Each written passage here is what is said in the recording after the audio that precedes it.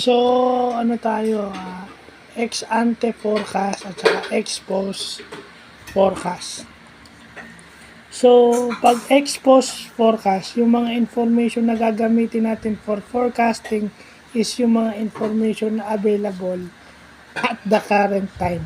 Sabihin, nung time na yon, yung mga information na available, yun lang ang ginamit natin mag-predict ng isang economic scenario o yung magiging value ng economic variable nung available lang sa time na yun. Pag sinabi mo namang ex post forecast, yun naman yung mga information na gagamitin mo kasama na yung future day, meron ka ng future information, yung beyond the present time. Meron ka ng ginagamit na future data, pag ex post data, ex post forecast ang gagawin mo. So, dapat maintindihan din natin yung mga meaning na yan, yung ex post at saka ex post forecast at saka ex ante forecast. Kasi, yan mo malalaman kung anong information yung ginamit. Kasi pag sinabi mong future horizon, kasama na yung future data. Pag ex ante forecast, hindi siya pwede sa sa future horizon kasi may future data na kasama. And then babanggitin ko na rin yung final data at saka yung preliminary data. At saka yung data confrontation.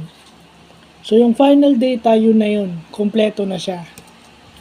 Pag sinabi mong preliminary data, yun yung mga data ang kailangan pa ng supplement. Okay? And yung data confrontation is yung mga data na ginagamit o kinukuha galing sa iba't ibang surveys para malaman yung coincidence nila at yung mga pagkakaiba nila. Yun yung data confrontation.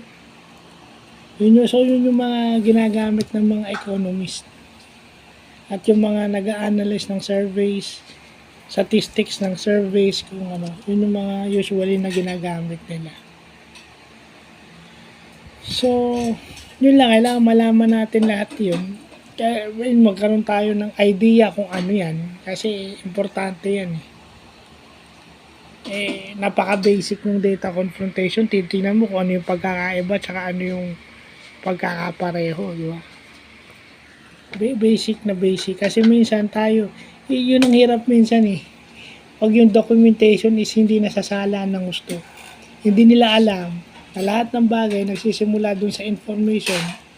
Kaya nga meron tayo tinatawag na informed documents Yun yung mga documents na puno ng information na kailangan mo with regards to a certain events, certain things. So, yun lang.